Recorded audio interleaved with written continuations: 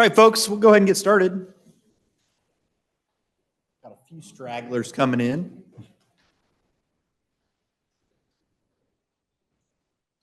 All right, folks, go ahead and have a seat. We'll get started now. I'd like to welcome everyone to our technical advisor introduction meeting for the St. Louis Airport site in Coldwater Creek, North County sites, known by various names, but we all know what we're here for. My name is Jeff Gill. I'm the EPA remedial project manager for the site. I work on a day-to-day basis with the U.S. Army Corps of Engineers as they complete the remedial action for the St. Louis Airport site here in North St. Louis County. And this meeting is a result of what we found in our technical assistance needs assessment survey that we conducted earlier this year. And as a result of that, we had some recommendations from you. We talked about those things in this very room in late June. And now we're putting those things into action. The first step of which is an introduction of our technical advisor that we've hired with our technical assistance contractor, SKIO. So over here, we've got Sophie Delzell. She's the project manager for SKIO. And then I'd like to introduce Brian Yunkin. He is the technical advisor that we've got for the community here. So Brian's going to be giving a talk today about, he'll give a general overview of the site, and then also he'll go through the Superfund process. There was some indication of a need for just some education on that during the during the needs assessment. So I think that'll be good. As you probably know, if you've been exposed to environmental cleanups in any way, like, with either Westlake or here or anything like that, the cleanup process can be quite complicated. And so we want to give just an overview of that process, where we're at in that process here in the North County area for the airport site. And then we're going to have a conversation. What would the community like to see as next steps? We've got some documents coming up that the Corps is generating. They're not quite ready to be reviewed by the public. Still just in the final stages there. Those are the kind of things that give me headaches on the day-to-day basis, and working through those things. Still waiting on the first sign to go up, as I understand. That should be any time now. Working on some rights of entry and actually getting them created. So that'll be a big day. So some cool stuff coming up.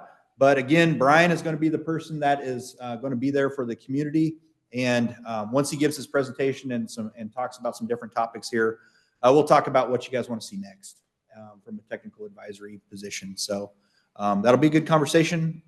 I enjoy this sort of thing. So glad to be here. Good to see familiar faces. I know some of your names, not all of your names.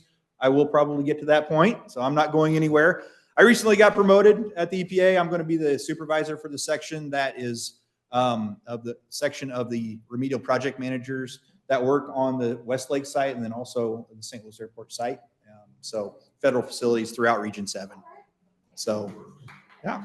So anyway, without any further ado, ladies and gentlemen, Brian Yunkin. Thank you, Jeff. Is my microphone good? You can hear me, so. Well, welcome. It's nice to be here. Yes, my name is Brian Yunkin. Introduced as the technical advisor with SKIO. Just give you a little background on myself. I have degrees in engineering, civil engineering. So I have that engineering background. I took the engineering and taught for several years at a university level. And my favorite class I taught was hazardous materials in society to non-engineers. So trying to understand sort of the Superfund process to non-engineers. So, and then after that, I spent 12 years actually as an environmental contractor and actually did some work over in Wood River for a while over there. So I've worked all over the country, but installing remediation systems to sort of understand the technologies.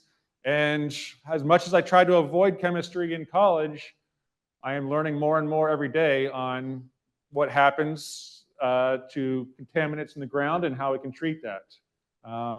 So let me back up though. I am a technical expert. I have some expertise, but I am sure that you are more familiar with the issues around here than I am. I'm certainly trying to get up to speed, but so we'll work through this together. And today, I just want to give you some background on. I understand we want to understand the sort of the Superfund process. What are we in, and where are we going? Where have we been? Type of thing. And we'll do a little bit of background on the site, and then what I'd like to do is then also talk about what we can do moving forward. As I get into this presentation, would you guys like to have the lights on? Or can you see the screen better if I turn this front row lights off?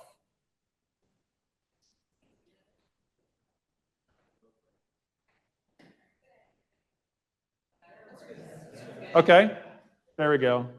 Let's focus on me, I like it, so. So this evening's agenda is to outline or give you an overview of what Technical Assistance Services for Communities, TASC, is. And we'll talk a little bit about what Superfund is, that Superfund of money or Superfund, what does that mean? What is the Superfund process? And then we'll have a little bit of background on specifically the airport site, the Coldwater Creek. I know that there's the downtown site and other things, but I think we're going to focus on more of the north side up here. And then Sophie and I were just talking about another bullet point we're going to put on here is at the end of this meeting, let's talk about next steps and moving forward and what we want to get out of some technical assistance. So EPA has a program, which is this Technical Assistance Services for Communities. And the goal of that program is to help communities understand complex environmental issues and ensure that your voice is heard, you understand the process, and you have someone that can help you navigate a cleanup or remediation effort. So what does it do? It provides the scientists, engineers like myself, that can provide some explanation, some background, maybe take some of those large documents and sort of summarize it, condense it down to more understandable, more meaningful information. And we can also provide a range of information. We had some sample documents there that we brought. We can provide more, but some of those for other sites, the Shepley's Hill, or I don't know what the other examples we had, or just some examples of documents that we put together to show you what we can provide, sort of to think about things that we can offer for this community down the road. And I do say that I gave you my background, but I'm just one person at SKIO. When SKIO and we provide task services, there are other individuals in our organization that are experts in other parts of the process. Risk identification, things like that sampling considerations, that we're a team that work together. So it's not just my knowledge, it's a team of people that will help you navigate some of this information.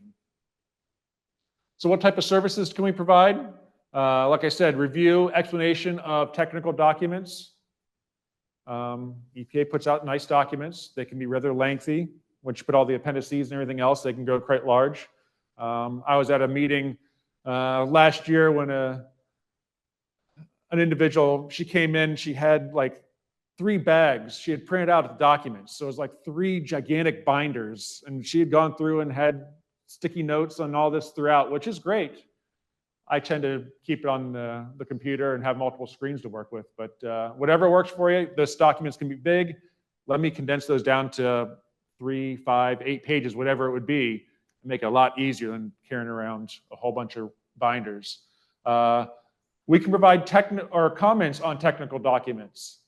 So we're independent, and we're not going to submit comments for you, but we can say, the community may want to think about this, or the community may want to ask this when it's a chance for them to put their voice in for a public comment period or something like that. We can provide, we can attend, I think the Army Corps provides periodic meetings to update what's going on. we can certainly attend those, whether it's virtual or in person, and sort of help, maybe not say a whole lot. It's sort of their platform, those meetings, to do the talking, but sort of help the community afterwards sort of digest or understand what was said. Maybe there was some confusing. I know we're all guilty of it. We throw out these acronyms and never give you what those mean. So if there's some acronyms that are just standard lingo for someone in that field that catch you off guard, we're there to help you. In fact, I think we even have a handout of some of our commonly used acronyms here, just so that we have that as a reference. Community training and workshops. Here I am this evening. We're going to talk about, do a little bit of training, a little education on what Superfund is. Preparing outreach materials. I've been involved with community fairs where you can have this room is, you guys are great. You're here, you're dedicated, you want to know the information. There's more to your community than sitting in this room. How do we get this information beyond you out into the community, right? So if you have fairs, if there's something that I can help you out, bring in a booth, get more information, more handouts to get that word out, get the information out there. That's what we're here for. Language translations. We have services that if there are other communities that aren't getting the information or need other language translations, we can provide that service. And we can facilitate community meetings. Technical assistance needs for assessment. Technical assistant needs assessments. I think, Sophie, you were just out here help providing some of that service there already. So we provide a wide range of things to help the community. Okay, I'm a technical advisor, so we can provide, we have some experience with the Superfund process, cleanup programs. We can attend community meetings, whether it's just the community wants to discuss something, or if EPA or the Army Corps wants to present, we can sort of sit in, help the community understand that process. And again, we can review those documents as they come out. And put together amazing PowerPoint presentations like this one, so.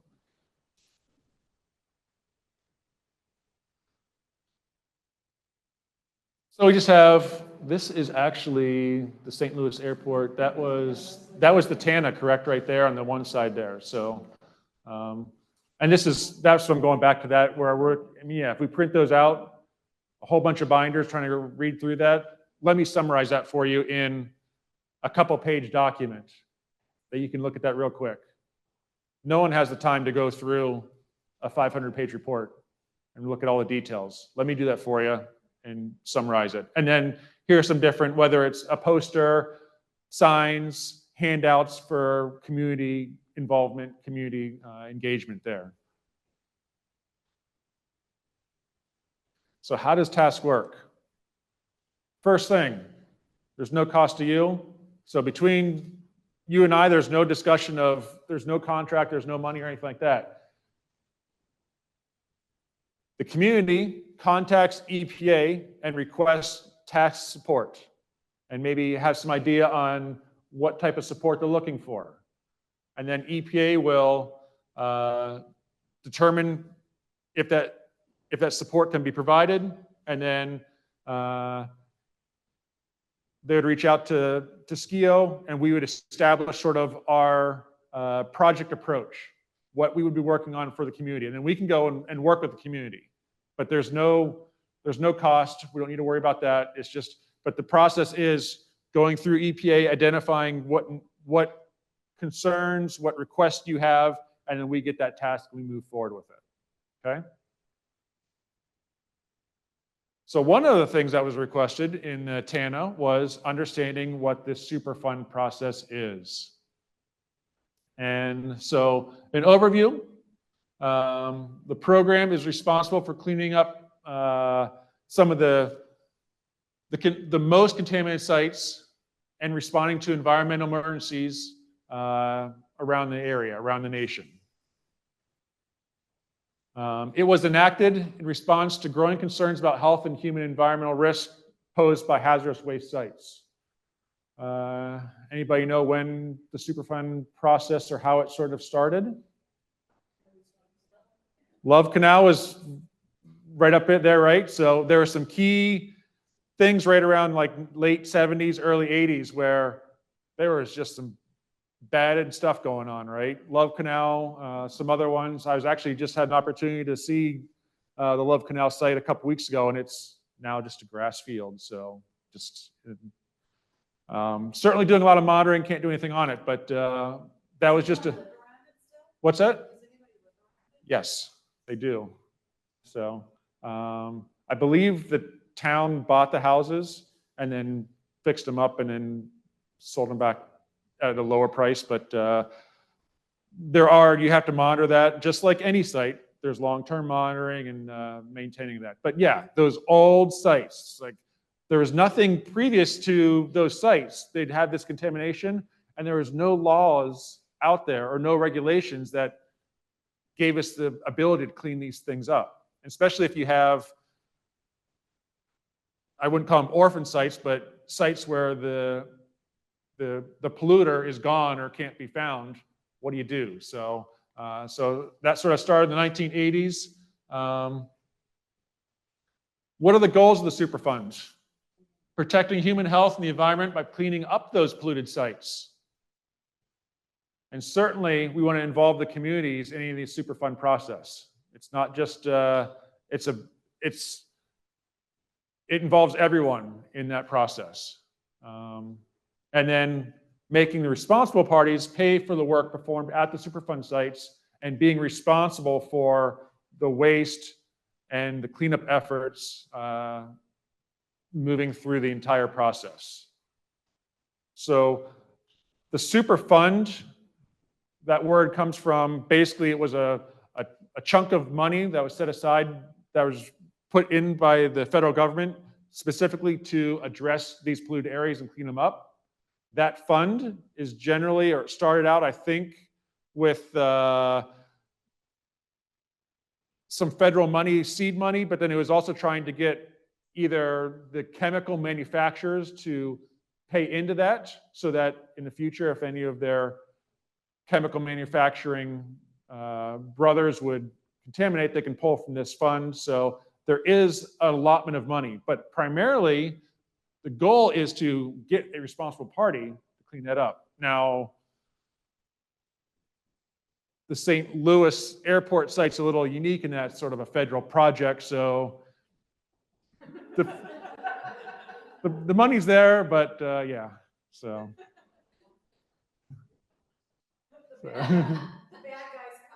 Let's talk about the pollution and the process here. I'm not going to talk about the funding. Types of responses. We can have a removal action. There's two types of responses, a removal action and a remedial action. And we'll use this interchangeably. And a removal action is more of a time-critical response to a spill or an acute pollution identified. So a spill, something where you can get in there and clean it up pretty quick, and it may have some immediate threat to human health, that a quick response, remove the contamination in a timely manner, can help reduce that risk considerably. The other option is a remedial action, and that remedial action is a more thorough process, far more investigation, identification of where the contamination is. This may be more of a historic site, a longer term site where you start to think about where the contamination, the source of the contamination, but maybe that contamination has moved either via winds blown it, it's gotten into the ground, water's moved it, maybe it's through the processes, it was put on trucks and moved to a different location. So you have to understand the whole picture with that remedial action. And so the remedial action is more of a diligent approach to trying to understand the entire cleanup effort.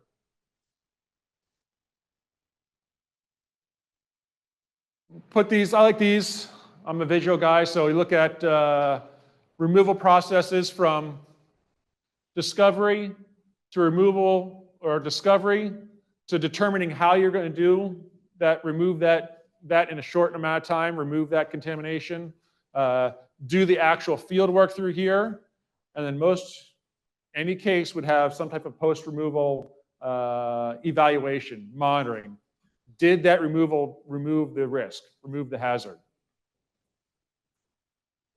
Compare that to the remedial process. It's a little bit more lengthy here, where it goes from discovery of a contamination, do some site investigation. How bad is that contamination? We hear there's some contamination over there. Let's go out there, do some quick identification, some quick surveys, figure out sort of what we think the extent of that pollution is, and then it would be added to the national priorities list. That's the list that would get you that access to that Superfund. It has to be on that list. And we'll talk more about that in a minute there. Go back out to the site, do a bunch of characterization, figure out where the contamination is, how much is there, where is it, who's being exposed to it. Once you gather all that information, you start to figure out how can we treat that contamination.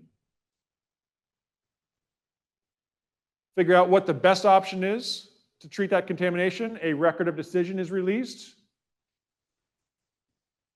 And that is sort of an administrative legal document to say, this is how we are proceeding to clean it up. It's basically a script on what will be done out in the field. Well, the starting point, because then there is still some further design. Then you start to get out in the field and do the cleanup work through here. And then just like the removal action, we want to figure out if it was effective. So after the fact, all those bulldozers are gone, whatever's out there to clean it up, all that's gone. We still have wells out there. We're still doing air sampling. We're just still doing water sampling, whatever it may need to understand, did that cleanup effort meet the objectives, meet the goals? Yes? If it did not, does it have to go all the way through the process again? No, it does not. If something like post-cleanup were to be discovered that was missed maybe or whatnot. That's a good question. So we talk about this record of decision here. It's sort of a legal document. But at any point, if a new contaminant is identified or a new pathway is identified, it can absolutely be reevaluated. If it's already on the list, I think it would be on the list already. But if it needs more characterization, it'll get more characterization. I've seen sites. Are you familiar with operating units? So you can sort of have a big site and different operating units. And if something new is discovered, maybe a new operating unit comes out, whether it's an air quality concern or a specific groundwater concern, you could have, yes, and maybe go back to some more investigation. But yeah, you can just go, it's linear on the screen here, but it is not linear. At any point, it can sort of circle back around. Yes?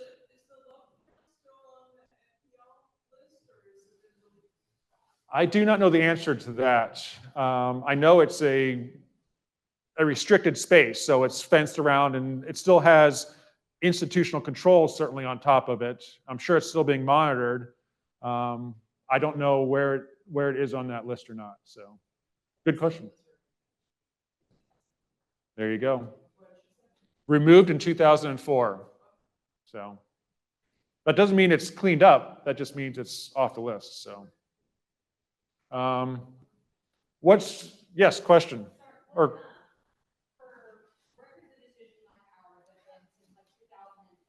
yes. What responsibility do polluters have and EPA have to go back and evaluate sites for new potential contaminants, PFAS, lead, cesium, whatever you want to throw in the mix? What responsibilities do folks have? That's a good question. I mean, you mentioned the emerging contaminants, right? In 2000, something new. Like 2005, we were never testing for PFAS or some of the other compounds, perhaps, right? So I'm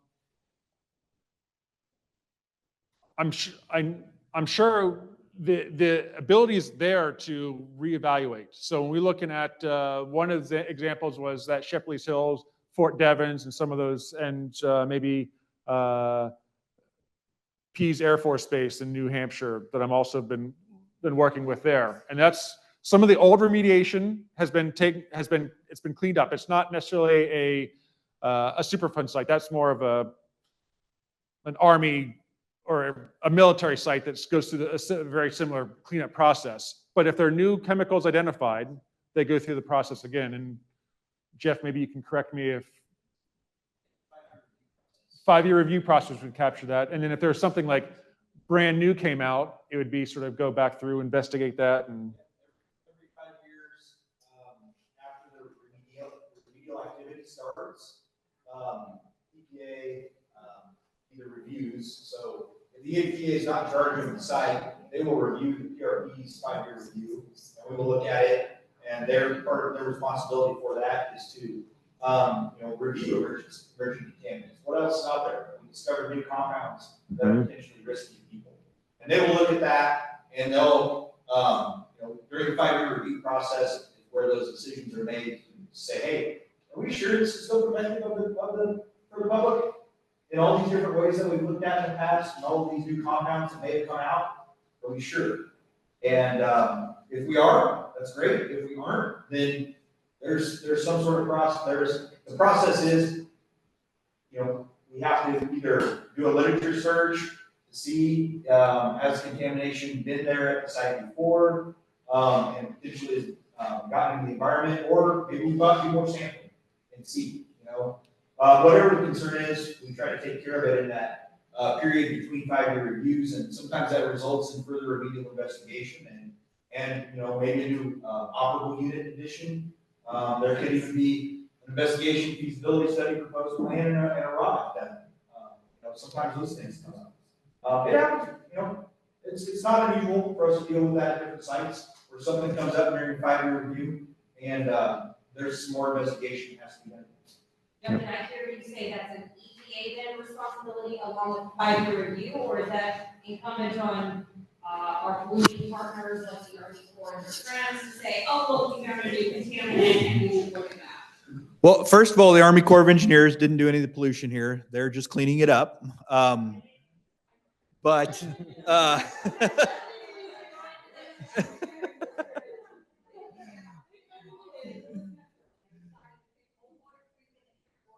Well, that was the Department of Energy back in the day, Manhattan District, but unfortunately, before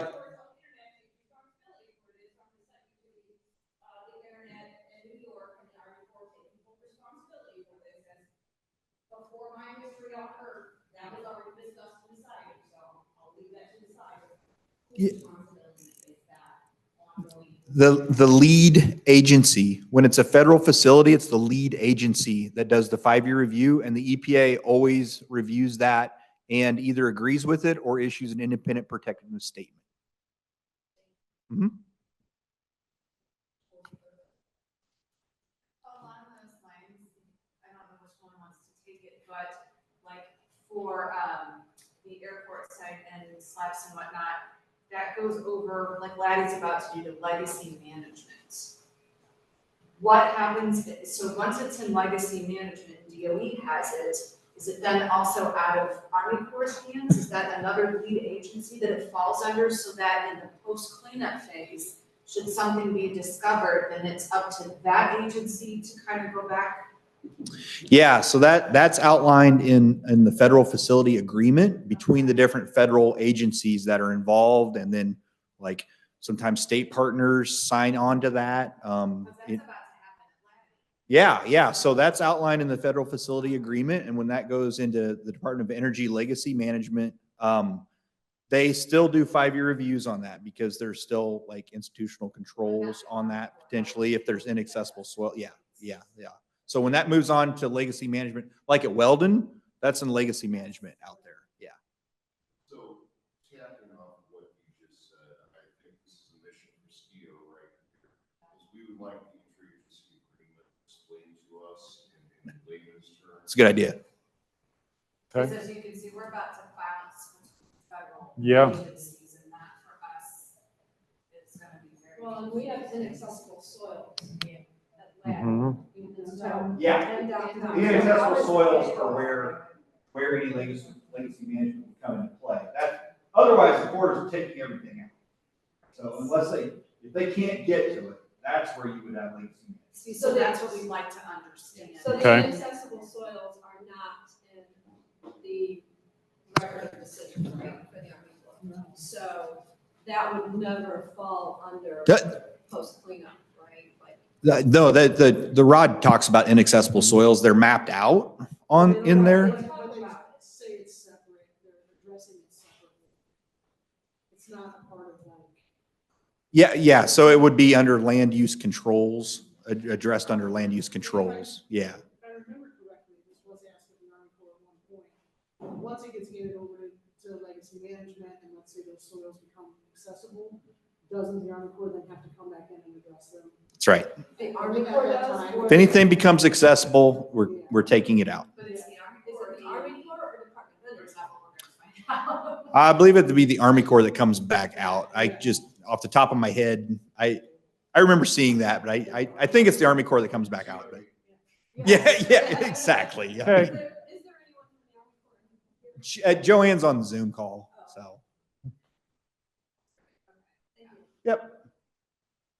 One Yes. question about the 5-year review process. So if you're following the circular or linear timeline of a 5-year review, hypothetically, you should have been doing 5-year reviews.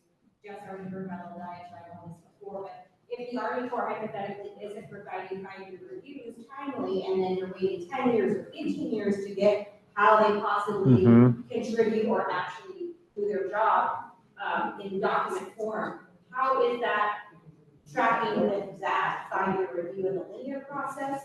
And if they were to transfer something over to land management, but yet hasn't done a full 5-year review, how does that work in that transfer process? And can you prevent them from transferring something on if they haven't completed a step like a 5-year review in changes? Those 5-year reviews are statutorily required. So 5-year reviews have to be done. So, and they are being done. They're being done. So, yeah. Yeah, they're absolutely. Yeah. So, But they're not, like you guys have said that they're not complete, they're not even all satisfactory, right? well, that's where, what I was talking about where, the EPA has to agree with the federal agency, with the lead agency on every point on a 5-year review. So sometimes the EPA, I'm pretty often actually, issues an independent protectiveness statement. And that is something that outlines, okay, we disagree on these points. Let's work on these points in the meantime. And that process is called a 5-year review addendum. And that's very common with federal facilities like this, especially with a complex site like this. Yeah. So I was working on that today, actually. So yeah. So we've been in discussions, pretty continually on with 5-year review addendum and these different points. So. Yes. The 5-year reviews don't stop. They don't stop. Yeah. Yep. Thank you. Uh-huh. Thanks, Jeff. So on the bottom of the previous figure, it was community involvement along all phases. And it starts with the site assessment, and communities are provided with education material, outreach activities, site information, perhaps training if need be, a technical assistance like we can provide, and any other support. And so the goals with the community is to keep them informed, provide opportunities for the public to make comments when it comes to selecting cleanup alternatives, bring in public comments, address community concerns. We hear some community concerns here about just the flow of information, who's got control, how do things move through the different agencies. So address some of those. Explain the cleanup process, whether it's like tonight, we talk about the general overall process, or if there's some specific cleanup methods that are being done, we can help out understand that. Provide training opportunities, like I said, and perhaps create some partnerships with other groups in the area or academic communities. I'm thinking either high school, college, just understanding what's going on in your community. So now let's go back and go through the process of that remedial investigation and take each step a little bit more in a little bit more detail to understand what we have. First would be the discovery of a contaminant. And a Superfund site, let's not call it potentially a contaminated site, is discovered when the presence of a hazardous waste is found and known to EPA. And that can be reported by residents, businesses, local, state, or other federal agencies identifying or saying, hey, there's a potential environmental issue over here, let's take a look at it. In the case of SLAPS, the airport area, there were some surveys done back in 1976 that identified radioactive material around the area. And so that sort of triggered the process to start looking at this hazardous waste, this contamination, where it is, how it can maybe impacting individuals. And so once that site's discovered, the EPA tries to identify that hazardous waste producers and transporters. So this is going back, trying to get someone to pay for that, get those people that are responsible for that to own up to their contamination, and those would be called the potentially responsible parties. For the sites around here, we're looking at a known industry that happened from the 40s and 50s, creating this contamination, and the federal government was involved back then, and so it's sort of one federal agency to another federal agency trying to figure out who's the responsible party, who's doing the cleanup, and we'll talk about some of the roles of different organizations here, of the different agencies for this particular site. So it's a little bit different in this case, where it's all sort of underneath the overall federal umbrella versus some private chemical company putting stuff out in the backyard or something like that. So next would be that preliminary assessment. Get some information of that site. This is just real basic, quick, sort of preliminary information to get that site, to get more information on that site. Maybe go out there and take some soil samples, water samples, air samples at that site. Not going in depth, but just getting some basic information. Someone's told us this is a problem over here. We're going to go out, take a look at it, do some basic information to sort of quantify how big of a problem we have here. And then we start to rank or figure out, okay, we found a lot of contamination here or some contamination here that is fairly hazardous to humans or the environment. And there's a ranking system, hazard ranking system. You get a score from that. And then once that score, if it exceeds a value, then it is put on the NPL, the National Priorities List. That is the group of sites, once you're on that list, that's the group of sites that has access to that fund, but really it starts the whole EPA Superfund process. And a higher score doesn't get you moved to the front of the line. It just gets you on the list. So just understand that there's no priority to be having a super contaminated site. It's just get on the list, and then each area is addressed individually. Some map there. Yes? Does being on that list assume that there is harm at that site? Is that the defining moment for whether or not you include someone on a list? Harm being like a risk, a hazard, a potential. Hazard to human health. Yes, yes. I've learned that there's a difference between identifying a hazard and identifying human health effects. So we're identifying hazards here. So we see that there's this amount of contamination, and it can reach, someone can touch it, someone can drink it, someone can be exposed to it at this site. It does nothing to talk about what are the health effects and what are the community is experiencing on the health side there. So we're looking at really the contamination values that we can sample in the field. So it's a little bit difference there. And so hazard, so I think of it as risk, potential hazards or something like that. Once we're on the list, we go through a remedial investigation and then a feasibility study. Oftentimes, they may come out as two separate reports or maybe one combined into one report. This is getting into the details here. This is going out there and doing a nice, thorough search with a good sampling plan to identify how much contamination there is there, where is it, how are humans and the environment, plants, animals, birds, whatever, insects, how could they be exposed to this contamination, and then how can it be cleaned up? How can it be treated? So those are fairly detailed investigations, really getting into the details there. And the feasibility study is identifying sort of that conceptual site model, understanding where that contamination interaction with the humans and the environment, and then how can we get in there? I say we, but collectively, how can the cleanup process move forward that we can remove that contamination or remove that hazard from the humans and the environment? And so during that feasibility study, there will be cleanup alternatives presented. And maybe multiple alternatives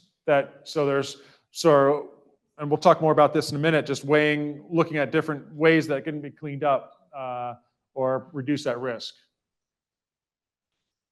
And once those are released, and often those can be generated by the responsible party or by EPA. I've seen the remedial investigation and feasibility studies. Once those are released,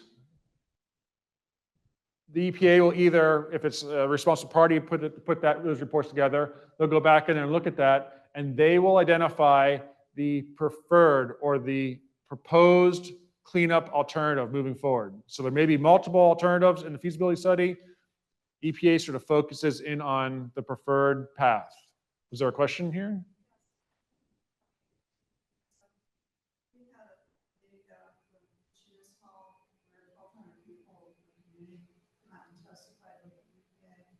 And asked for as close to 100% plus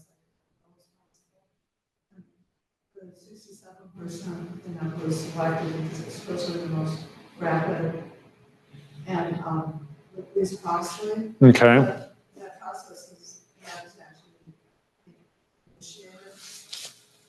So the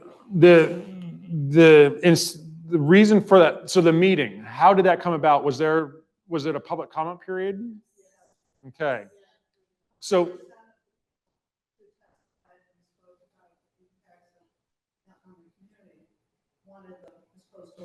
okay. So at that time, there was a proposed plan out, but there was not a record of decision yet for that. It was an amendment. Okay. Okay. So I'm learning about the site here and so in that amended ROD, there was an option for the public to provide comments on the alternatives. And I'm hearing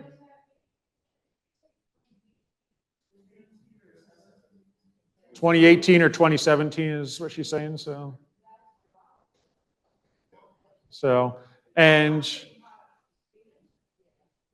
And so I'm hearing that the overwhelming public preference was to have a certain level of cleanup, and it was finalized at a different level of cleanup.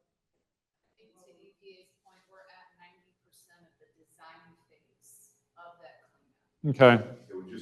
Yeah, we just did our 90% design phase of that. So it's just taking time to characterize the site. Yep. And design how to. Okay. Yeah, but that is a good example of, there's a public comment period when those proposed plans come up. And And then the EPA has to look at, there's actually 9 different criteria that the EPA has to weigh with information in that feasibility study, taking into account certainly the community's comments, and then the feasibility study. Those 9 different criteria include things like technical feasibility. The cost of things comes into play on stuff like that, and just like, okay, is this actually a feasible? What's the best feasible approach to protect the public? And so those are the sort of things that come up in a proposed plan. It's a really good example of that process. And just want to ask, what started the whole amended law was the NRP. First round. They decided it wasn't, and so we did start from scratch. And that process goes back 2008. Yeah. Yeah. Yes. What's that?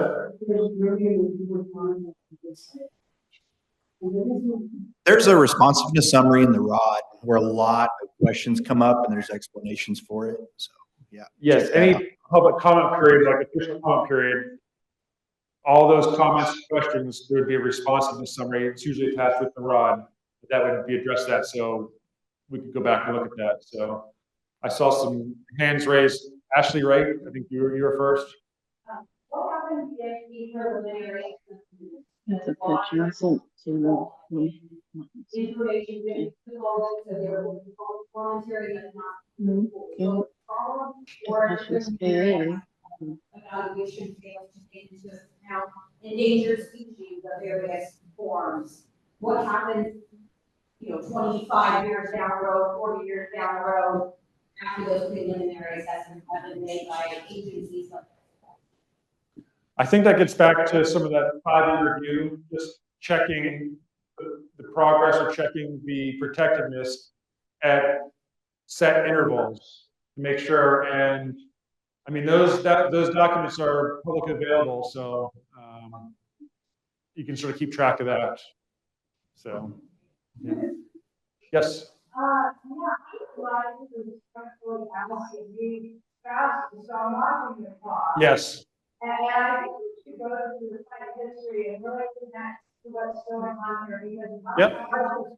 you got me so disconnected here. I need to go to what's relevant, and so whatever they do, picture of getting on where the site history and, because I feel like we're gonna lose out on really engaging in what's relevant. If you got these nice printouts, I can read that, but I can really lost.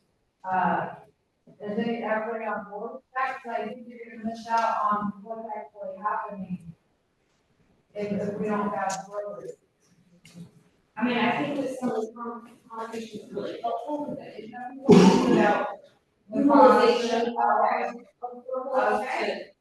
promote this. I mean, if you do this on a speed, I'm totally okay with that. So I feel like I have a small understanding of the history. We're getting pretty close. We're getting into the, yeah. Again, I want to know how to utilize the process. But I obviously don't give it back there. Which groups are going to be responsible down the line? We need to know that. Yeah, what's actually going on and how we can engage with it, because I'm really being called to this and organizing efforts around it. If I don't get to that, I'm not going to connect the dots. Sure. Yeah. I'll keep moving along through this, and like I said, I'm also just trying to grasp it myself when we get to that. So, but collectively we can sort of summarize what's going on at the site. But yeah, we'll just keep moving through this, keep the pace up on this. So, yeah. Okay. So we just. Jeff stole some of my thunder talking about the remedy selection process. So that proposed plan may have that preferred cleanup option, and the proposed plan identifies that. And the feasibility study and the proposed plan have 9 criteria. So here's, I think I have in here. maybe not for the remedy selection, but there's 9 criteria. I didn't have them, apparently don't have them listed in my slides here, that sort of identify the pros and cons to the different cleanup alternatives. And that could be short-term effectiveness, or how hazard it is to sort of do the work for the workers and the communities during the work. Long-term effectiveness, how it reduces the toxicity, maybe how easy it is to do. That's sort of that constructability or implementability, as it's often referred to as. It also looks at existing regulations. If there are regulations related to wetlands or landfill construction, something like that, those are different regulations that must be met. So these are different criteria that are evaluated. Each one of those cleanup options is evaluated to bring that sort of preferred method or preferred cleanup to the top. Once that preferred cleanup goes through, and part of that cleanup or part of that evaluation criteria is other state and federal agency acceptance and community input. So we heard before there was some a public comment period. Questions, comments were submitted to EPA. There would have been a responsiveness summary that would be in the ROD that would address all the questions and concerns or comments that the public raised during that time period. And then it's all put into this record of decision. That's the process. Okay, this is how we're going to clean up, or this is the general idea how we're going to clean up moving forward. Then you have the remedial design. You're still getting, am I hearing that we're in a remedial design for some of the stuff right now? That's sort of getting the engineering, getting all the final details on what's going to actually happen out in the field. Then there's the remedial action. Got a picture here. That's when you start to see the yellow iron, the bulldozers, or whatever type of remediation show up at the site and start doing work. Now, there is some work before the bulldozers can show up, identifying whose bulldozers will show up, where's the waste going to go, health and safety planning, things like that. So it's not as soon as that remedial action is signed, ready to go, you see bulldozers out the next day, but that's the process. That's the actual field work. Completion, and then post-construction activities. What happens after cleanup? We've been talking about. That's where you're getting those monitoring, making sure the cleanup addresses the objectives that were stated in the earlier documents, and then also having those 5-year reviews. So I believe, Jeff, the 5-year review starts as soon as basically dirt, or as soon as field activity starts.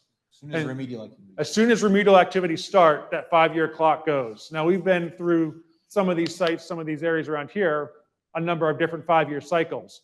But if any new site, expect those 5-year reviews after that remedial action starts.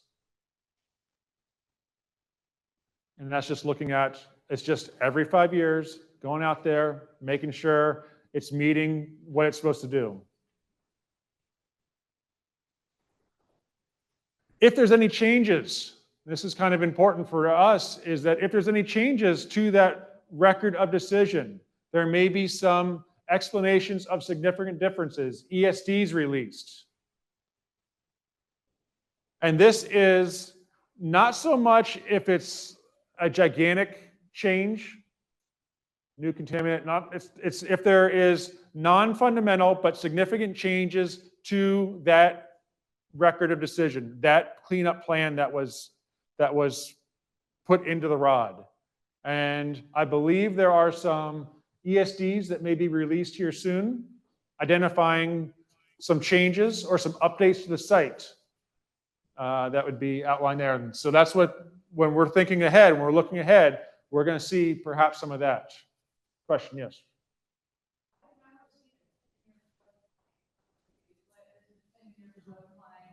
What is a 10-year floodplain? A 10-year floodplain would be like where the stream level would rise to if you had a 10-year storm, a once in a 10-year type of storm event come through.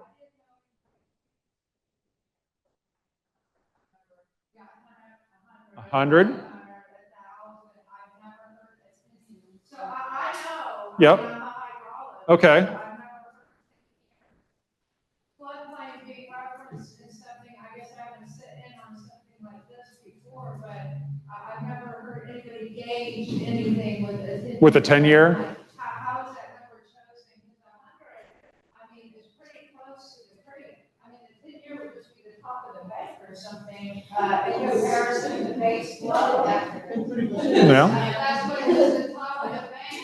I mean, it's even less than the riparian corridor. Also, the core, that's wild.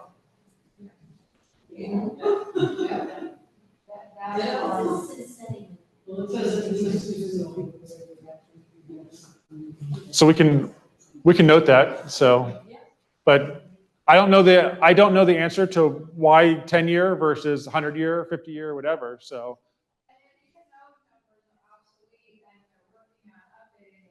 Maps and it's going to open up for comment period, but I've never heard a 10-year floodplain used for a reference point or something.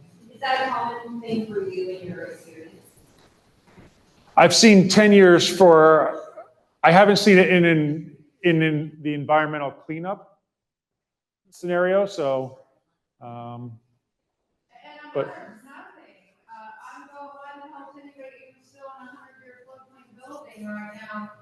Because it's right on the tree.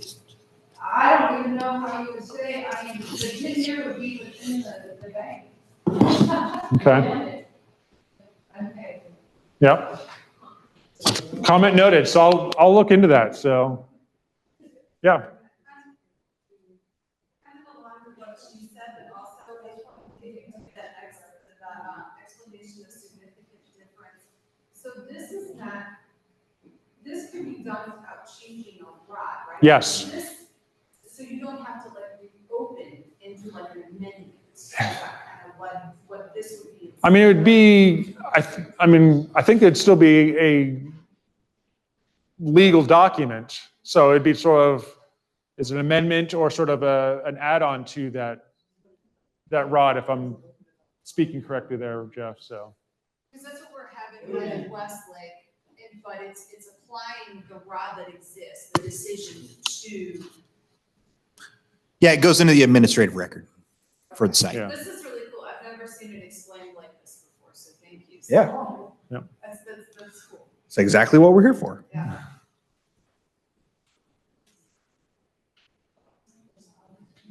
We're getting into the end here, so down the road, we're not there yet, but eventually these sites can be removed from that NPL list, like we talked about the Love Canal case we talked about earlier there. So,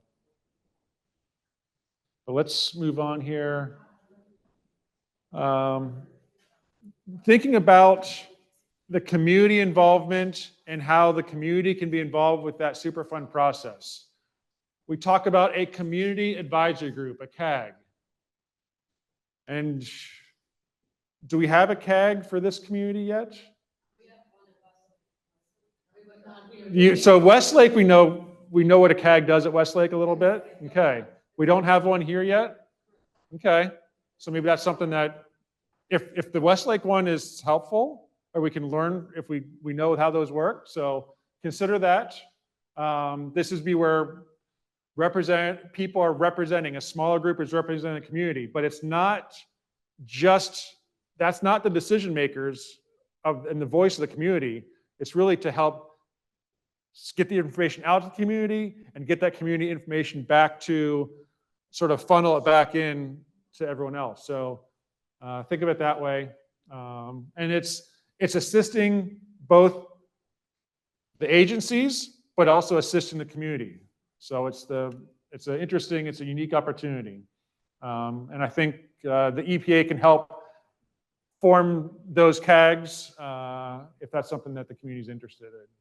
Yes. Do they have official standing? What is their role and officialness? And does anybody have to abide by that CAG? Who listens to a CAG? Who is obligated to listen to a CAG? I may have to defer to you, Jeff, on that and setting up the CAGs.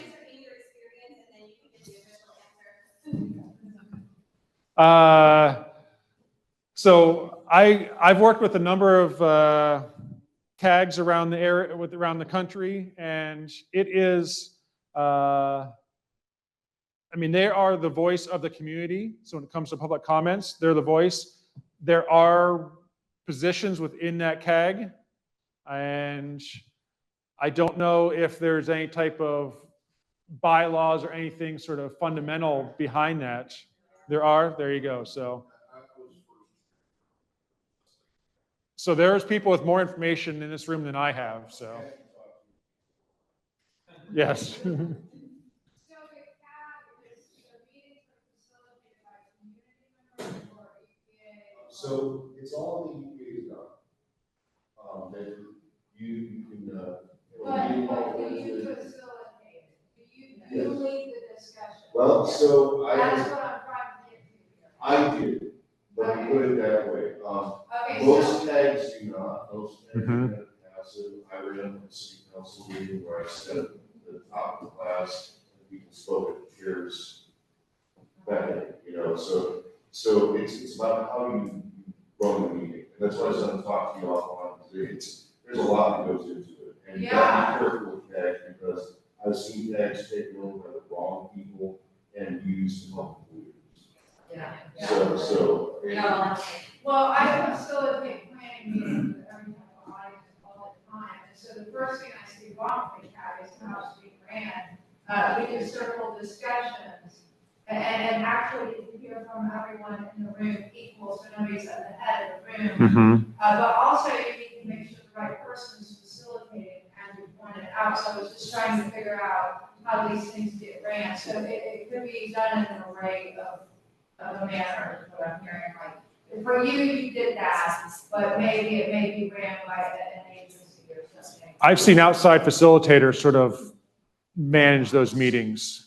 Well, if you ever need help facilitating, then let me know. Yeah. Yes, thanks for the input amongst the groups that have been involved in other CAGs, so. But yes, it's that facilitation, and I know that SKIO's provided some.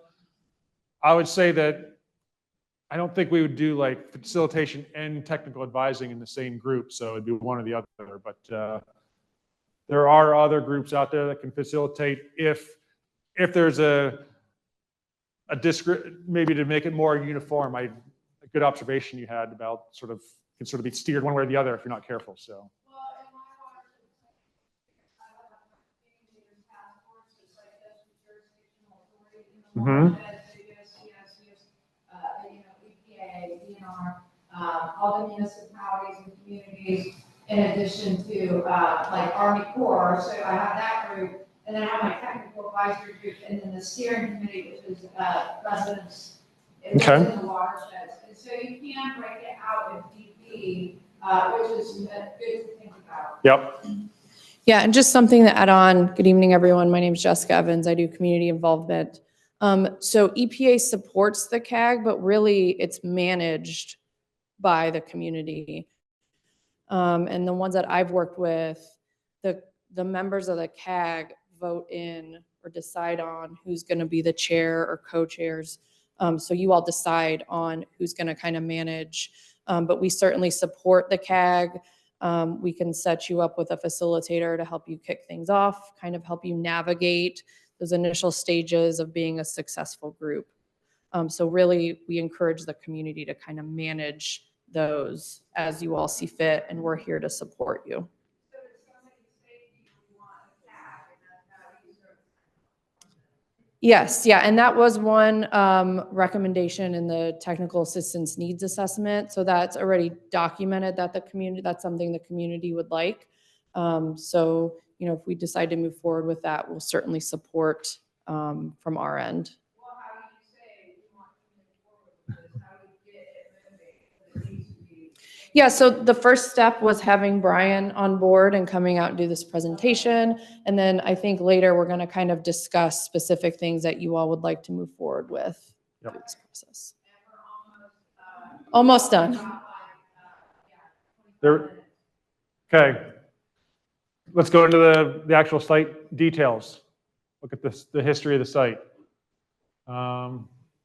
So we talked about those different agencies and sounded like there's some confusion about what agencies do.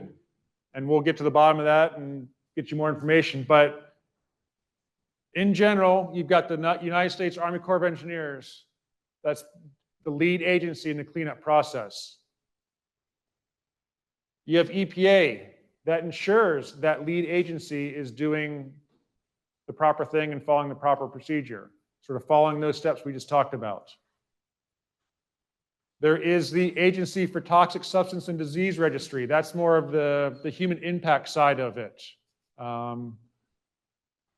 Then you have the sort of the historic agency, that Department of Energy, maybe the Manhattan Engineering District when it was first back in the 40s. The Atomic Energy Commission maybe went through some different names there, but the Department of Energy is sort of that legacy agency that going back to in its former iterations there, the different agencies. And so we will look into, so if that's one of the ask of us to look in more in how those agencies, the role of each agency, we can do that. But we'll save that discussion to the end when we start to think about ideas that we can work on. Mentioned a little bit about the Agency for Toxic Substance and Disease Registry. That's looking at it's underneath the Department of Health and Human Services. Responds to more of the health effects, like I said. So we're differentiating between the contamination, identifying contaminants, and the health effects here. So this agency is looking at more of the health assessments. I'll just go through that quick just to keep moving along here. Site history. You guys already know more about this than I do, but we're going back to the 1940s. Our priorities were a little different back then in what we needed to do as far as manufacturing radioactive materials and things like that. So starting producing radioactive material and also the associated radioactive waste in the 40s. Eventually you run out of room in the downtown area and you start moving stuff out towards the airport areas. And so you've got waste, radioactive material starting to pile up out in this area, and also the roads that are going from the downtown area out to the disposal or out to the stockpile sites, contamination all along there. So just some different dates here. 19 through the late 60s and early 70s, some of that waste, or a lot of that waste, was put on trains and moved out to Colorado. I'm actually familiar with the sort of the destination of where that waste went to. They're still dealing with it also out there. But so then we've got some removal. Some of those properties were then transferred from the Atomic Energy Commission to the Airport Authority. So it sort of transferred some of that land, transferred ownership.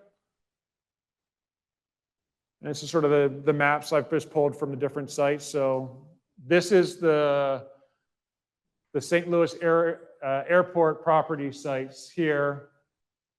And what else are we talking about? Coldwater Creek also. Where's Coldwater Creek start? Where's the base of the airport, right? It drains the airport area. Where was the waste sort of stockpiled? Around the airport.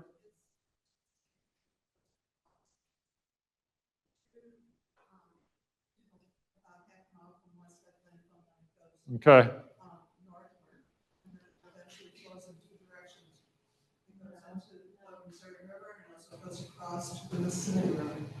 Okay. It does not, it flows by Westlake. Yeah. But what we're looking at is really a conveyor belt, really, that can move material from its not its origin, but where it was stockpiled near the airport downstream. And you're familiar with how it sort of snakes through residential areas, near schools, whatever, on its way down to Missouri River, right? Where it dumps into. So, yeah. There is, but it shows that mysterious 10-year floodplain on there, so. Yeah. So it says that every area that's outlined in red here is part of the Superfund site, and then you've got the Superfund site that includes Coldwater Creek. What about the areas like the parks and the backyards and the areas that are outside of the creek? Is that where the explanation of significant difference falls in? Yeah, so. Because, or The- is this just a map that needs to be updated with the new areas as they're found? The boundaries of a Superfund site can vary, over time, depending on where the investigations lead folks. So, or lead the people doing the remedy. So it's not set hard and fast. I mean, there are boundaries on like those vicinity properties where, okay, those are outlined and there's parcels and things like that. But, especially with something as literally fluid as Coldwater Creek, you're going to have, changes in that. And generally the Superfund site boundaries trace that 10-year floodplain. And certainly, when they do investigations and they maybe they see something outside that 10-year floodplain, then that becomes a part until it's cleaned up, So is that similar to Westlake where like wherever the contamination is along Coldwater Creek and along the slabs is its own operable unit? And like how we say at Westlake, we say, the OU1 is wherever radioactive logically impacted Yeah. materials are. Is that kind of what we say with Coldwater Creek? Yeah. Operable units in Superfund sites can get a little confusing. So really they're an administrative tool for tracking the progress with different areas. So they're split up really to make the administrative aspects of the cleanup visible to folks and trackable to all of the people that are Yep. interested. So Coldwater Creek, we treat that as a separate operable unit on this, as opposed to like the ball fields, right? Okay, Yeah. that's cool. Yeah. We can help with that. Yep. Yep. So history of the cleanup. This is going, let's see. Basically, the 1977, the surveys found the radiation. The Department of Energy conducted some site cleanups. The printouts, can you read it on the printouts? Is it legible enough on the printouts? So I don't need to read through all the different little boxes here. But going through the timeline, what I'm trying to do is cleanup responsibilities transferred to the U.S. Army Corps of Engineers in 1997. And that's where EPA is also involved with the oversight of that lead agency, the Army Corps of Engineers, in 1997. So we have that first record of decision for the downtown site in 1998, and then for the airport areas, that 2005 timeframe for the record of decision.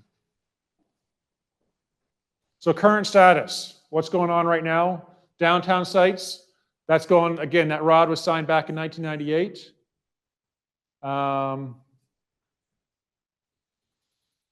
So there's accessible and inaccessible soils. The accessible soils are being treated, taken care of, removed. Inaccessible soils are being identified, but otherwise they're inaccessible. Not allowed to probably drill wells in there or pull water from there or disturb the ground in that area without notification. But what's that?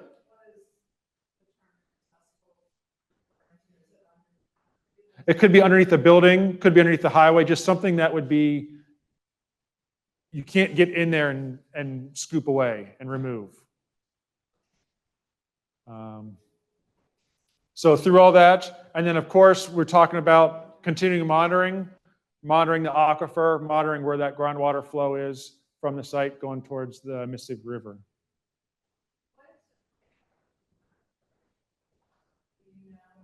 I don't know that right now. That's something I will certainly get into more. So, yeah, you're thinking like what contaminants? Yeah.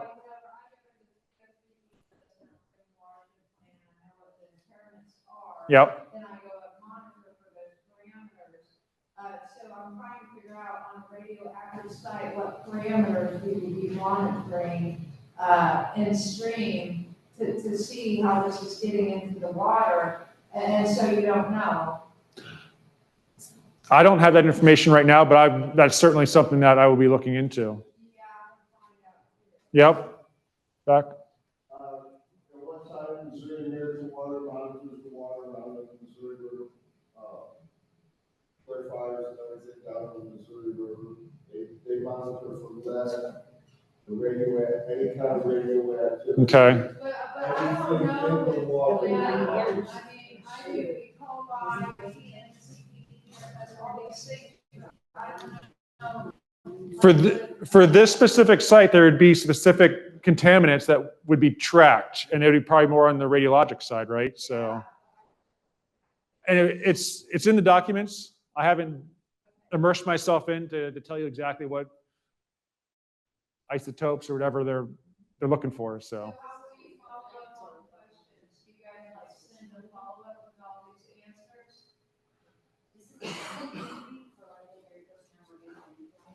Okay. We're just now going to say, hey, Brian, we have so many questions, like, well, answers to, so they just start. Yeah. But then how to try and So- find out who came and how to get, I think. compile the minutes or the question and answer. I mean, we can certainly follow up with some questions, but I think, and we'll talk more about this at the end slides, is identifying a document that is being released and identifying in that document. So the downtown sites, I think I've been brought in to more look at the airport sites, the north side up here. So whatever documents are out there. So if there's something related to Coldwater Creek or some of the soils up here in this area, yes, if the question is, what are the contaminants of concern and what are the action levels? What are we trying to reduce that contamination level to, or what is it currently?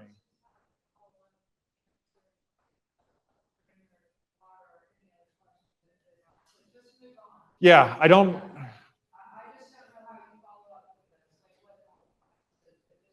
This is more of an introduction, and it wasn't intended to sort of be a question and answer, but that's certainly something we can, and you're right, I don't have the methods really to track all the questions that are being asked right now, but so.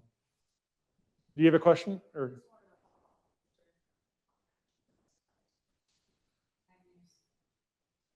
would that be for? Okay, I'll look into that. So, but I mean, this is part of my learning process too, in understanding this particular site. Current status for the SLAPS area. The source area cleanup at Laddie Avenue was completed in 2013. Sort of changing our focus, or our focus is now the Coldwater Creek, and that began years ago. So this is right from the Army Corps of Engineers. The purpose of the investigation is to find sediments within the 10-year floodplain that exceed radioactive contamination guidelines. So there are certain guidelines out there for the radioactive material, and doing soil samples, sediment samples, bank samples within that 10-year floodplain. And then also identifying some high-risk areas or high susceptible areas like schools and things like that. And then where we can, where the soils are accessible, clean those up. Identify and clean those up. Where's that picture taken? The Crush Bridge, McDonald Boulevard. I was hoping to get over there today, but I didn't have enough time to drive by. I guess you can't drive by, it's probably still closed off, but so yep.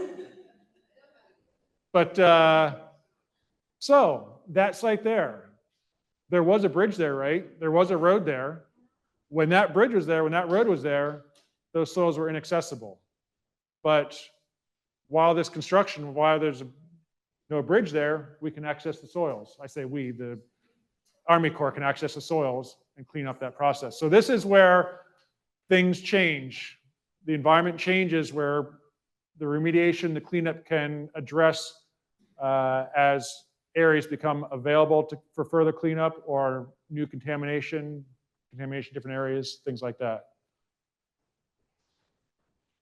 And now this is a map. This is taken right from the Army Corps of Engineers. Was it July? I think they had a meeting in July. This may have been presented in July. So it may be March, okay.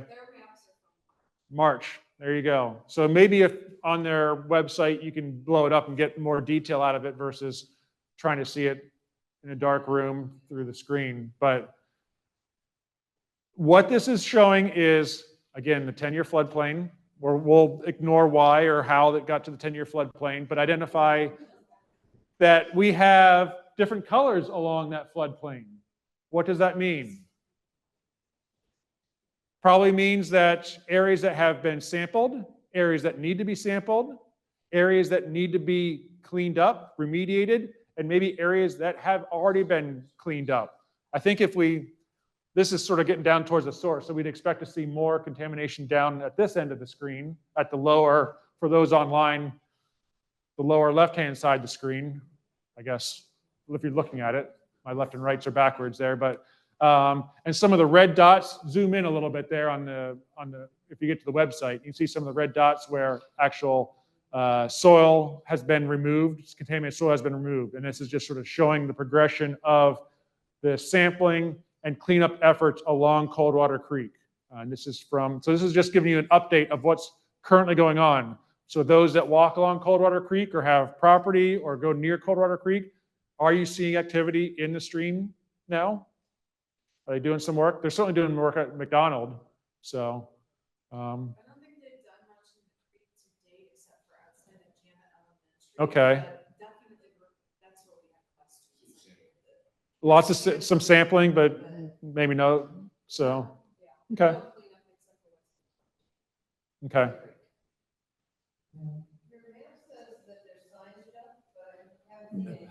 That was I know the Army Corps mentioned that they're going to put signage up, and we were just talking about that before the meeting. I don't know if there's any signs up yet, so I would like to take an opportunity to check the site out and see what signs would be up. But start November. And what were those signs going to tell you?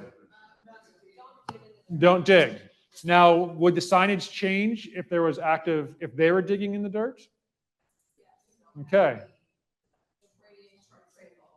So that would tell you that there is active cleanup, right? So there's two different signages. That's I saw a little bit of that, but so we think that the first signs will be up in November or something like that. Okay, so keep an eye out for that.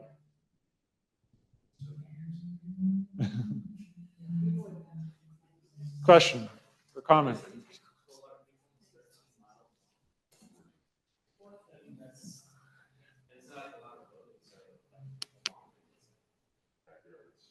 Yes, yes, yep. It's exactly, you still see the scope of what we got here. This is my last slide, other than my contact information. But this is where we talk about, and we're not going to have a final discussion here and a set bullet points, but have that discussion of what would you guys like to see, what questions do you have, what documents would you like us to look at, what can we help you out with if there's community events that we can help you out with. This is the time to sort of think about, we can have some open discussions, but also I think either that CAG group forms or we can have more discussions after this meeting and sort of come back with some sort of a hit list of what we want to do. Yeah, I would just like to say, that FFA, that was a good question, and that's definitely a source of confusion. I think that would be a good topic for a quarterly update. Like what the Corps of Engineers, the next one is scheduled for January 23rd. I know usually they're pretty receptive to suggestions for subject content. I mean, that's why they do it, to outreach to you. So I think like going over the FFA and like what's the process for as the remedial action goes on, what happens to a site, to the, different areas along the creek and things like that. So I don't know. I was kind of sitting here thinking that would be a pretty good subject to cover. I'll ask him to do that. I would actually jump on that. So public meetings with the Army Corps of Engineers are far and few. They default to an online virtual meeting where a number of us attend regularly, that sort of thing. And they are, for all intents and purposes, they're executing the plan for the ROD, but they're the grunts of this, right? You're the overseeing agency. The DOE is the PRP, and as you've heard me say lots of times, I think it should be treated as a hostile PRP. But nonetheless,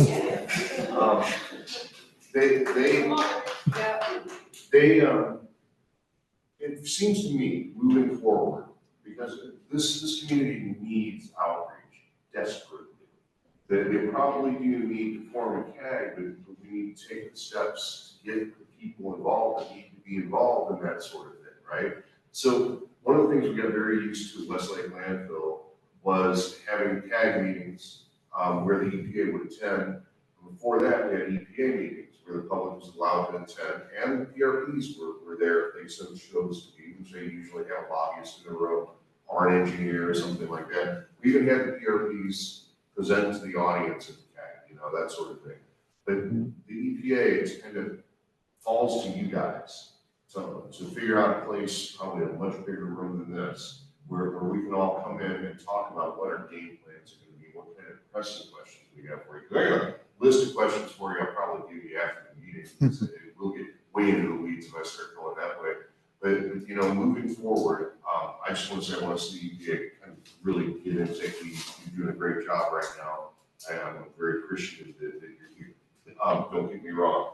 But having a public meeting where, you invite the Army Corps to present during that public meeting, that's groovy. But we want to talk to the governing agency too. We want your response to this. So what I'm hearing is more often in terms of engagement from the Corps of Engineers and in person, and then for some availability where it's just like the community and EPA as well, or would that? I would like the EPA to always be present. Sure, yeah. And possibly really play the lead agency role in those meetings. So if the Army Corps is there, that's fine. They can have the night. But you guys take it off and set up the itinerary and that sort of thing. And I don't know how they like that or not. They may grumble about that. That's what I would like. Yeah. So it gets a little awkward, in a couple of different ways. One, you folks are used to dealing with Westlake, where you have PRP group and then the EPA. We have a civilian. There you go. So with federal facilities, they're the lead agency. They're equipped by law with all of the abilities of CERCLA that comes with that. And EPA is, we're that regulatory agency it's a little different role for us than it is at a PRP site that's not a federal agency.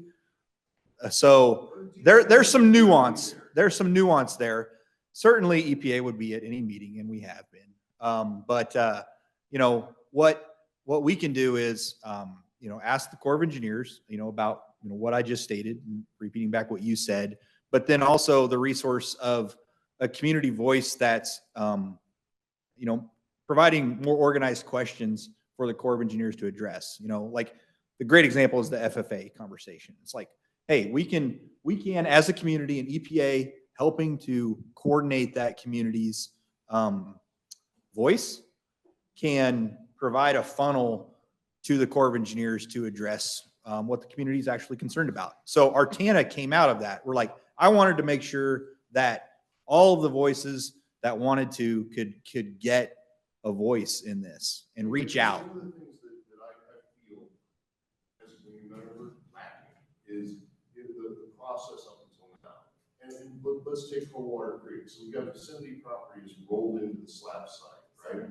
So those vicinity properties now stretch 14 miles. Yeah. And I bet those community members never weighed in on that property. You hear what I'm saying?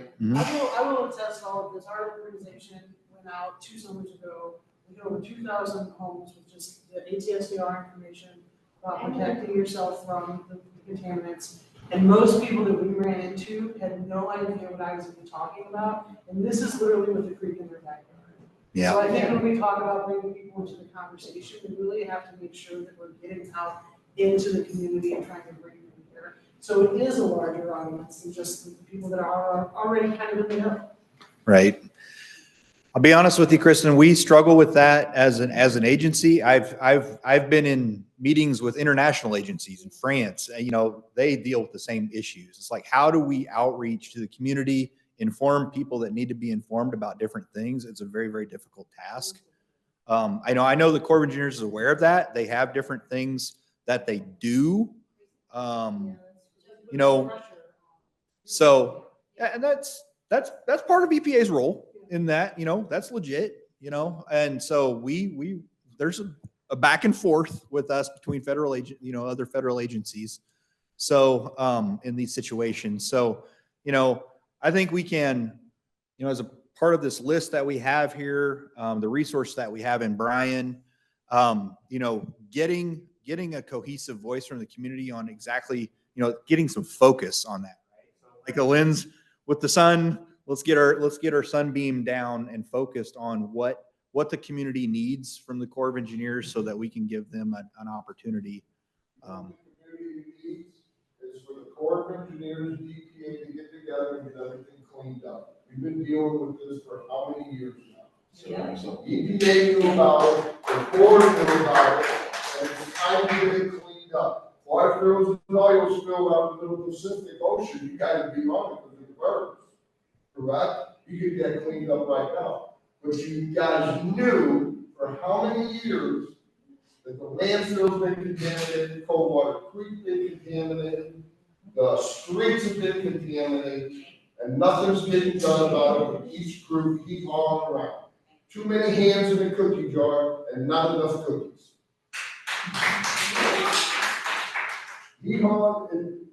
What's the average time to go through your remediation or your survey to get it done? What is the average time on this? It says for immediate cleanup, 6 months, correct? Yes. It's just the communities are getting, we're hearing one thing from you guys, we hear another thing from the Corps, you hear another from the Department of Energy. Nobody's on the same page. Okay. Nobody, it doesn't feel like anybody's on the same team. Like, this is a really exciting thing, but you know what really bothers me tonight is that there's not a member of the Army Corps of Engineers in this room right now. And that's bothersome. And then to the point where a lot of people are making, you know, even if we were to decide to make a CAG, here's the problem.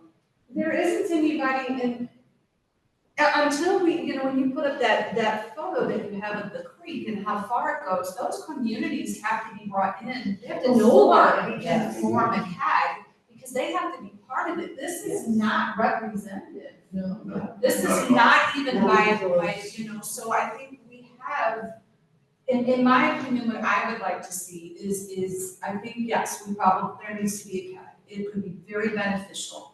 But the first thing is we need to develop a plan to outreach, to fill this room, because this guy is incredible. You're incredible. You are what we have waited for decades. I really believe that. But we have to make sure people have access to him, because he can really help them. So that's what I'm thinking. The number one takeaway I have is this is going to be phenomenal. How do we strategize an outreach? Representative Clemens had a great suggestion, which is let's go hit the churches and bring this guy with us. Yeah. And do a presentation to these churches and hit the sources within this community, within this creek, the key places where people go for help and information. Those are good ideas. That's, you know, that I like that, you know, sort of bottom up, if you will, thinking on that, because as a project manager, like, how can I reach out? And, you know, it's like asking the community. We have to understand the roles of each one of these agencies. and the agreements and how all of that works. Yeah. Because That we is my have to first request, understand that seriously. Okay. first before we can Noted. do any type of. So I'm going to ask the Corps of Engineers if that can be the topic for January's. We've got those other requests that, Doug talked about. So I'll talk to them about that. I do know that Joanne Wade, the PM for Coldwater Creek, she's on the call. She couldn't be here tonight. So, yeah, it should be. Yeah. Then, also,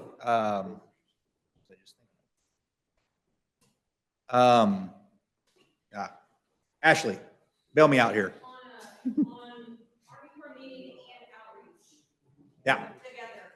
The Army Corps engineers took a good portion of their whole 60 minutes with us this summer. Our last summer, it's all running together. It's going to show us these awesome door knockers that they were gonna go put on everybody's place. So guess what? No one got door knockers. I can attest to that because I'm obviously a neighbor to Jan Elementary. So nobody got door knockers. Nobody received the outreach that was promised. So if we're taking our precious 60 minutes for them to horse and pony show a pretty picture at us, tell us we're gonna do all this door knocking and outreach, and then they don't do it, then communities like, organizations like Kristen or Just Moms, they're not doing that kind of work because it's supposed to be done by the people we think it's done and print out these pretty door knockers and stuff. It doesn't get done. So then we have less people engaged. We have the Army Corps pretending, well, we don't know why we came to our meetings. And then they tell us they can't do any sort of PSAs. Hello, you're the government. You guys get free media, free informational advertising for these kinds of meetings, and they tell us they can't do these things. So they're taking our 60 minutes to basically spit in our face and then tell us we don't know why no one cares.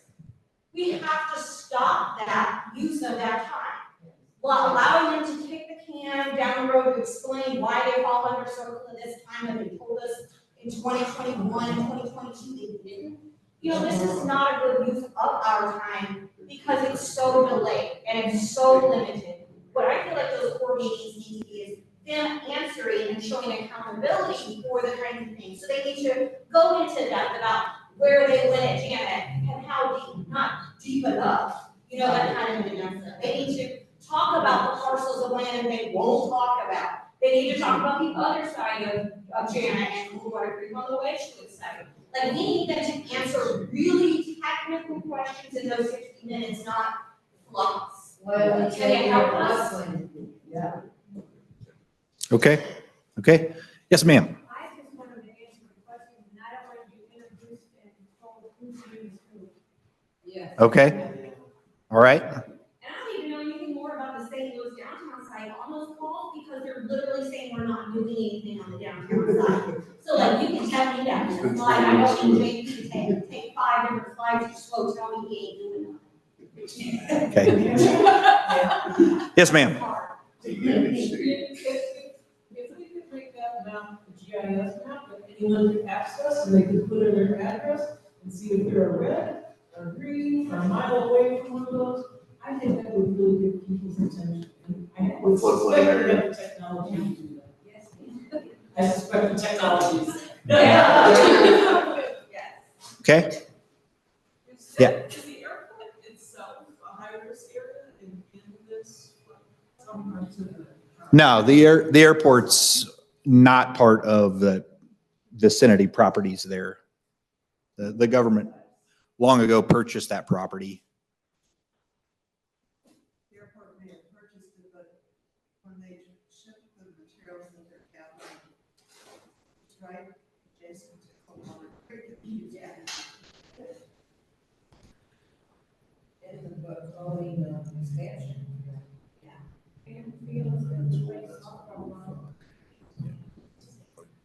We're definitely supportive of cleaning things up and redeveloping the areas. That's why we clean it up, so it can get back to use. Okay. And when they containerize that material and ship it, it is sealed up. There's nothing coming out of those rail cars. And air's being monitored, dust being controlled. So we're very careful about that. The Corps of Engineers is very careful about that. So, Yeah, I know. Yes, sir. I didn't volunteer to water fountain, I went to stream and we do mainly 3-foot startup around the airport. We hope that nothing ever gets into them and things like that. Mhm. Yeah, there's regular monitoring of Coldwater Creek sediment, water. They've done 40,000 samples along what you see right there, that 14 miles, and are going to be working their way down there when the two crews cleaning up are done with the McConnell Boulevard.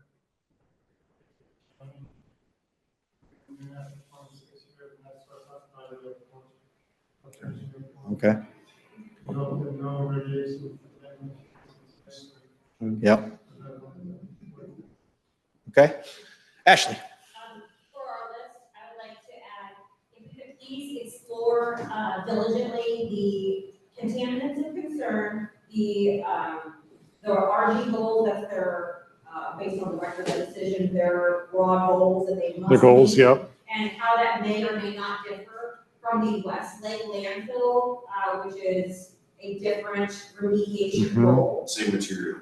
Same material, Okay. but different, and how they may be more or less or equally protected within a certain amount of square foot area. I've got a diligent sample, you can use JAMA as an example if you'd like, that might be something I'd like to fully understand. The second part is, can we please have a more thorough understanding about testing tributaries to Coldwater Creek?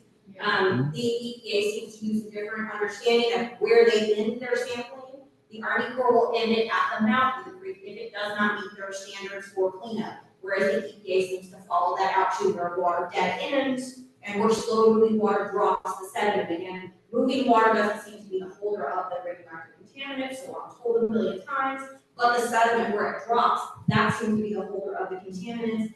And we know that our creek has moved, our tributaries have moved, they have been lined and unlined and tree grown and Gideon this or that. So we would really love a very clear understanding about the way water flows, especially around harsh regions, Okay. like Seams Road or out towards the Missouri bottoms. It would also be really good to understand how that interacts with plant life, vegetation, trees, the giant sunflower fields at Conservatory Bottoms, which is within a mile radius of the hotspots of the Missouri River. Okay. Yes, ma'am.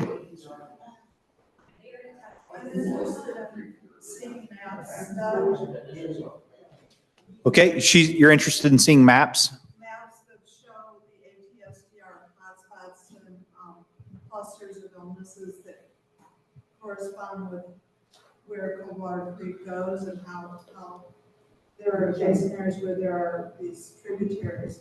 And I'd like to know more about where did the ATSDR actually, what methodology did they use to contact people? Okay. Was this all volunteering their information over the phone? Was there a form like they used for Westlake? ATSDR only looked at the Army Corps' data to assess the health of impact. They didn't actually talk to people. I think the maps you're talking about are the Coldwater Creek Facebook group. And they They did like self-reported maps. But ATSDR, yeah. I think there needs to be a more thorough process where people are actually informed, because there are a lot of the same people, they just haven't necessarily informed that there was radioactive waste contributing to their illnesses. Okay. Yep, we're writing those down. Yes, ma'am. So what I see here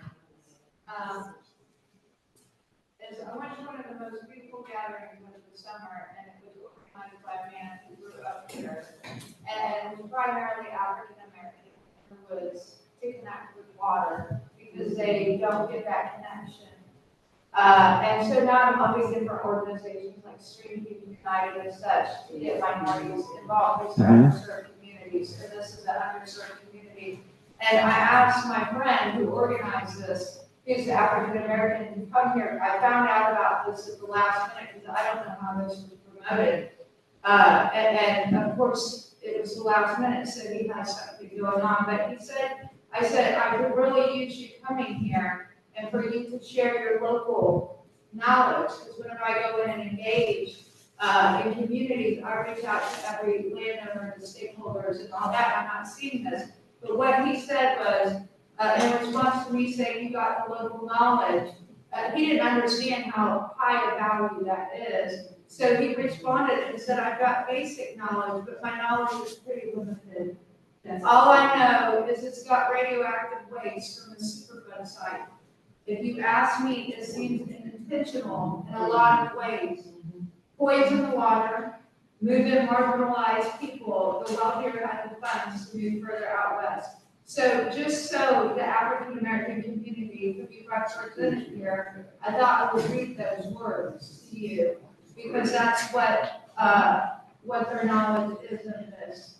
And I think I'm of service to all of you in just a reciprocal relationship with the water and with the community. And I specialize in organizing stakeholders. I'm going to national water quality monitoring conferences. I've got all the skill sets. So please know I'm here to help you with the CAGs and all those things if you so need me of service. And to bring in the African American community, because I've got levers with that as well. Thank you. Partially to years ago, when we went through, upper middle class community, and people moved because, Right. And some people couldn't move out. Right. And that's what you were saying. yeah. Because they have less money. Okay. In the interest of time, let's go ahead and move on. Thank you for that. Ashley? On the ATSDR, going to be publish those, but we publish the lowlights, we don't publish the highlights. The highlight of that report says those that live near or by the creek have an ongoing risk for exposure, ongoing current that increases them for both brain cancer and lung cancer. That's ongoing. That is never highlighted, but needs to be part of our ongoing conversation. Since all of our homes in these areas are all by unremediated areas. So we could be facing the preliminary exposure identified in the ATSCR, but also the secondary exposure from ongoing living by the creek. So if you spend 24 hours a day, 7 days a week, you are living by the creek. You're at Jana Elementary, your whole area is by the creek. And so those communities need to be represented in that ATSCR report by including that highlighted note, not downplaying that note like everything's fine, it's been cleaned up. Yeah. So